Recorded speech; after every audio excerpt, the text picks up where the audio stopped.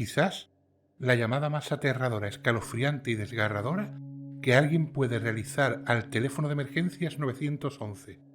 Vamos a desgranarla, intentar imaginar el antes y el después, con las pocas pruebas que deja el escaso minuto que dura tan inquietante relato sonoro.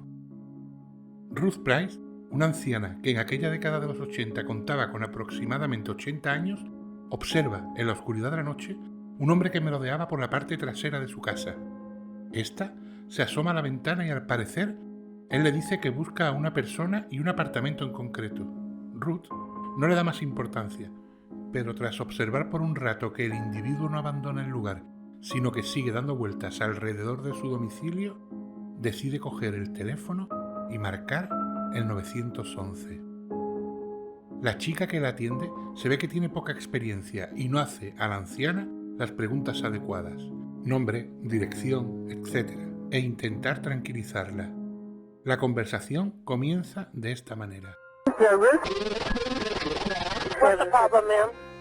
Oh, there's some guy been checking the place out. How?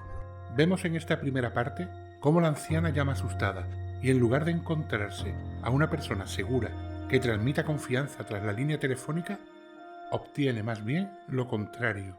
Una chica que se encuentra contrariada, incrédula y podríamos decir que hasta sorprendida.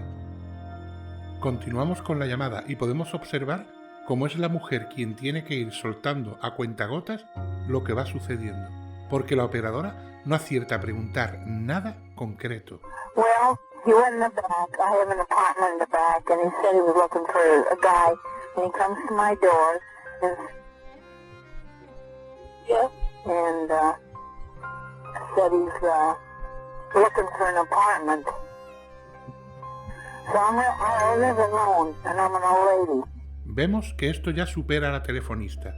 No ha preguntado dirección, ni edad, ni nada que pueda situar a la señora dentro de un contexto para enviarle ayuda.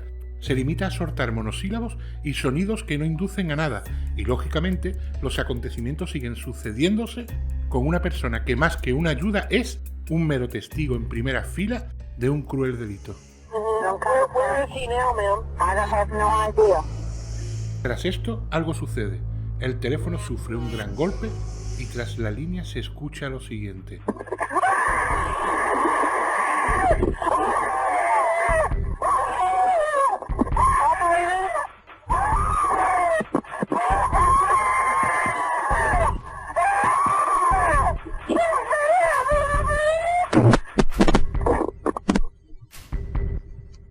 Y el silencio.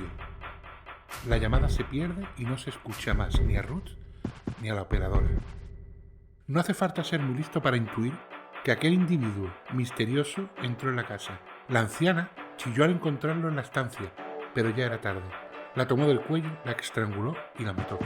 Sabemos por varias personas que trabajan en esta línea que la llamada es real y que se utiliza en los cursos para enseñar qué no se debe hacer cuando alguien llama en la situación que llamó Ruth.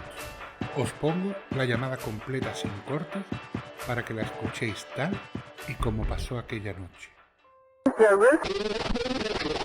What's the problem, ma'am? Oh, there's some guy been checking the place out. How? Well, he went in the back. I have an apartment in the back, and he said he was looking for a guy, and he comes to my door, and yeah, and said he's looking for an apartment.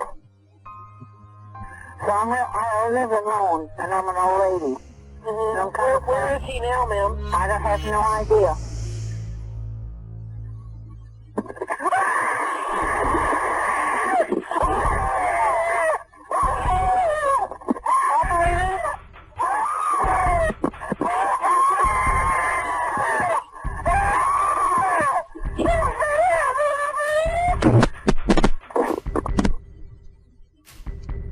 Seguramente, aun habiendo atendido la llamada correctamente, el desenlace para la anciana habría sido el mismo. Pero al menos, si la chica tras el teléfono hubiese preguntado los datos de la abuela y alguna descripción, por mínima que fuese, del individuo que estaba merodeando la casa, este no sería a día de hoy un extraño, una persona sin rostro que cometió un crimen atroz y consiguió, quizás por la torpeza o inexperiencia de una persona tras un teléfono, burlar a la justicia por más de 30 años. Soy Triunarts. Buenas noches.